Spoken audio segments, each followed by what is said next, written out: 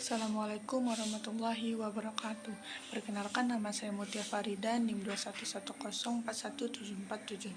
Saya berasal dari kelas M4.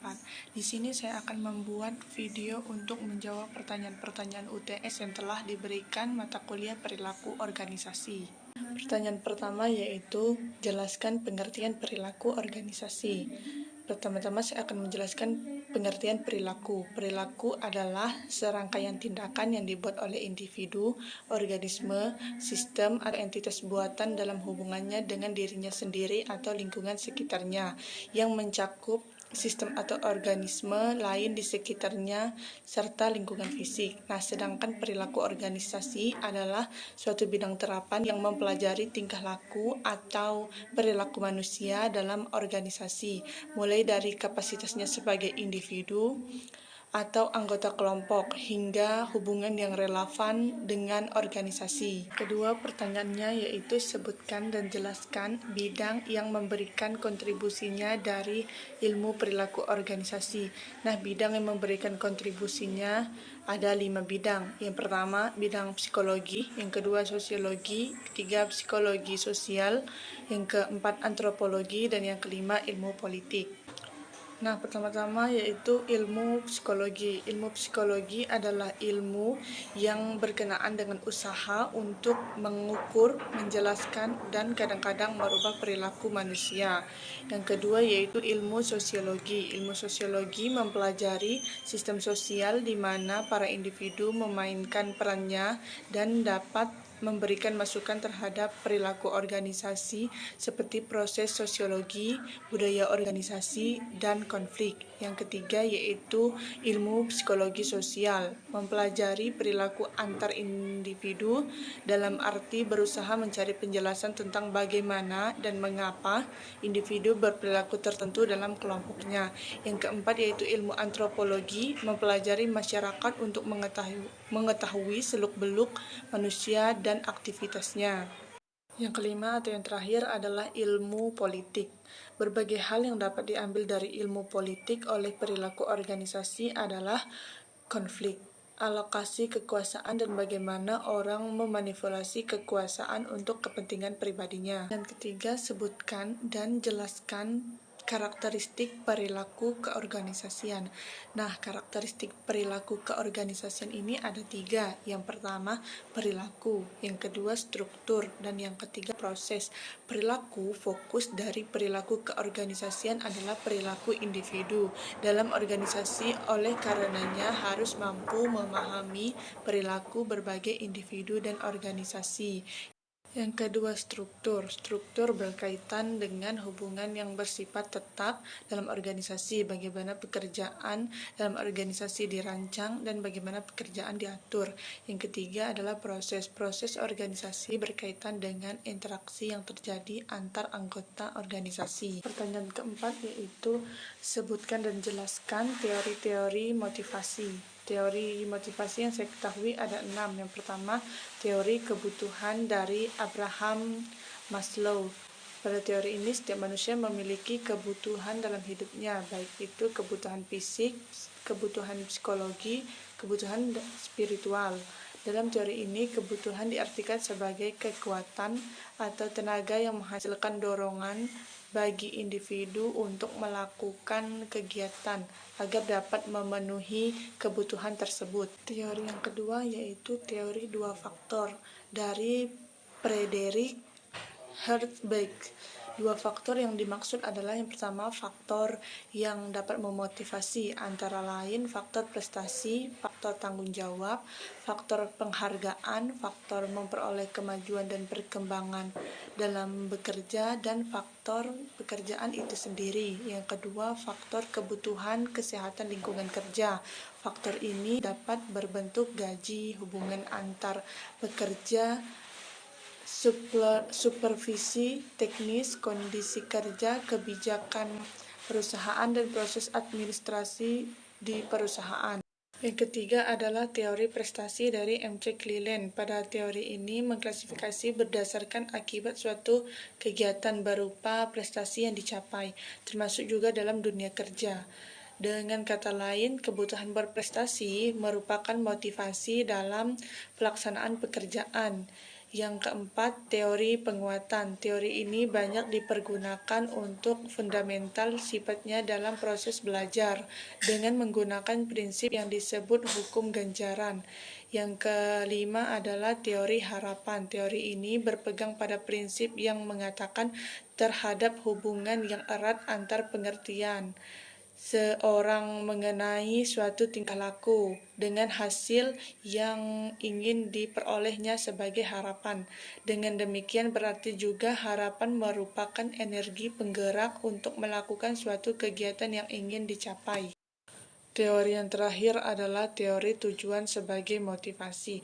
Setiap pekerja yang memahami dan menerima tujuan organisasi dan merasa sesuai dengan dirinya akan merasa ikut bertanggung jawab dalam mewujudkannya. Dalam keadaan seperti ini, tujuan akan berfungsi sebagai motivasi dalam bekerja yang mendorong para pekerja memilih alternatif cara bekerja yang terbaik atau yang paling efisien dan efektif.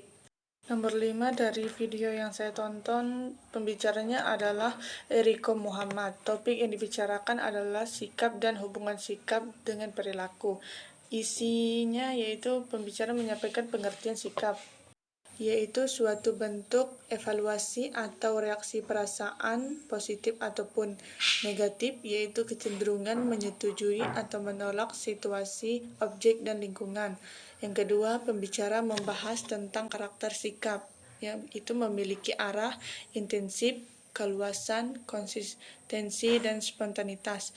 Yang ketiga, pembicara membahas komponen sikap yang terdiri dari kognitif, afektif, dan perilaku. Yang keempat, pembicara membahas fungsi sikap, yaitu berfungsi sebagai pengetahuan, identitas, harga diri, pertahanan diri, dan motivasi kesan. Yang kelima, pembicara membahas pembentukan sikap, yaitu pengondisian klasik, pengondisian instrumental, belajar melalui pengamatan, dan perbandingan sosial. Yang keenam, pembicara membahas tentang sikap dengan perilaku. Teori perilaku ada 3. Yang pertama, perilaku beralasan. Yang kedua, teori perilaku berencana. Dan yang ketiga, teori attitude to behavior process model. Dari teori yang telah dijelaskan, seperti yang kita ketahui, hubungan sikap dan perilaku adalah spontan. Jika saya dihadapkan dengan suatu kejadian yang berlangsung secara cepat, maka secara spontan sikap yang terdapat pada diri saya akan mengarah pada perilaku. Nah, manfaat saya menonton video tersebut, setelah saya menonton, saya jadi tahu bagaimana hubungan sikap dengan perilaku. Nomor 6, setelah saya menonton video, saya lihat pembicara pada video pertama yaitu Dr. Nur Effendi SOS MSI. Topik yang beliau bicarakan adalah pengertian perilaku organisasi dan kepuasan kerja. Isi dari topik beliau yaitu membahas pengertian perilaku organisasi. Yang kedua, membahas bidang yang bersentuhan dengan organisasi. Yang ketiga, membahas perbedaan yang ada dalam organisasi. Yang keempat yaitu membahas manajemen skill. Kelima, kinerja organisasi. Keenam, faktor yang dipengaruhi organisasi. Yang ketujuh, pengertian kepuasan kerja. Dari teori yang ada di video dapat disimpulkan bahwa jika perilaku individu dalam organisasi positif, maka itu akan menghasilkan kepuasan kerja. Nah, manfaat saya setelah menonton video tersebut, saya dapat mengetahui bahwa perilaku organisasi sangat berpengaruh bagi kepuasan kerja. Setelah saya menonton video yang kedua pada nomor 6, yaitu pembicaranya adalah Syarif A dan Alifian R. Topik yang mereka bicarakan yaitu perilaku individu dalam organisasi. Isinya yang pertama membahas cara menyikapi masing-masing perilaku individu. Yang kedua membahas perbedaan perilaku individual. Yang ketiga membahas cara menciptakan reaksi yang baik dalam suatu organisasi. Yang keempat membahas cara mengatasi perselisihan dalam organisasi. Dari Dari teori yang dijelaskan bahwa semua individu memiliki perilaku yang berbeda, maka kita harus bisa menyikapi semua perbedaan itu untuk menghasilkan reaksi yang baik dalam suatu organisasi. Manfaat saya jadi tahu cara menyikapi dan menghargai sebuah perbedaan yang ada pada setiap individu. Pertanyaan ketujuh, sebutkan dan jelaskan pengertian organisasi, kepribadian, sikap, dan motivasi. Organisasi adalah sebuah wadah untuk sekumpulan atau sekelompok orang yang bekerja sama secara rasional dan sistematis yang terpimpin atau terkendali untuk mencapai tujuan tertentu, memanfaatkan sumber daya yang ada di dalamnya. Yang kedua yaitu pengertian kepribadian. Kepribadian adalah keseluruhan cara seorang individu bereaksi dan berinteraksi dengan individu lain. Di samping itu, kepribadian sering diartikan sebagai ciri-ciri yang menonjol pada diri individu. Misalnya, orang yang pemalu akan dikenal dengan kepribadian pemalu. Yang ketiga adalah pengertian sikap. Sikap didefinisikan sebagai kecenderungan merespon sesuatu secara konsisten untuk mendukung atau tidak dengan memperhatikan suatu objek tertentu. Sikap mempengaruhi perilaku pada suatu tingkat. Yang keempat adalah pengertian motivasi. Motivasi adalah suatu kondisi yang mendorong atau menjadi sebab seseorang melakukan suatu perbuatan atau kegiatan yang berlangsung secara sadar. Pertanyaan nomor 8 yaitu bagaimana pesan dan kesan setelah mengikuti mata kuliah perilaku organisasi. Pesan saya semoga kedepannya sistem pembelajaran bagi setiap mata kuliah bisa lebih optimal. Kesan saya selama mengikuti mata kuliah perilaku organisasi, saya jadi bisa menghargai perbedaan antar individu dan menjadi orang yang disiplin waktu dengan mengerjakan tugas-tugas yang telah diberikan secara tepat waktu. Tugas-tugas perilaku organisasi yang telah saya kerjakan dan telah saya serahkan ada 5. Yang pertama, tugas materi perilaku individu, membahas tentang pengertian perilaku dan pengertian individu, membahas tentang ciri-ciri individu dan bagaimana cara menghargai perbedaan antar individu. Tugas yang kedua yaitu materi perilaku di dalam dunia kerja, membahas pengertian perilaku, membahas perilaku kerja dan etika di tempat kerja dan faktor yang mempengaruhi perilaku kerja. Tugas yang ketiga yaitu materi kedudukan manusia di dalam organisasi, membahas tentang hakikat manusia, pengertian organisasi menurut beberapa ahli, pengertian organisasi secara statis dan dinamis, 4 unsur pokok organisasi, perubahan paradigma organisasi. Tugas yang keempat, materi macam-macam kepribadian yang terdiri dari introvert, ekstrovert, sanguin, dan melankolik. Membahas pengertian kepribadian, ciri-ciri kepribadian, dan mengenal beberapa hal seperti sifat, sikap, kebiasaan, dan watak. Tugas yang kelima yaitu membuat video untuk menjawab soal-soal yang telah diberikan, yaitu alasan terjadi perbedaan individu di tempat kerja, aspek yang harus dimiliki individu pekerja, pengaruh kepribadian terhadap persepsi, dan variabel yang memengaruhi perilaku individu di tempat kerja. Sekian video jawaban dari soal-soal UTS perilaku organisasi yang telah diberikan.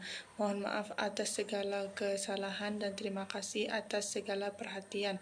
Saya Mutia Farida pamit undur diri. Assalamualaikum warahmatullahi wabarakatuh.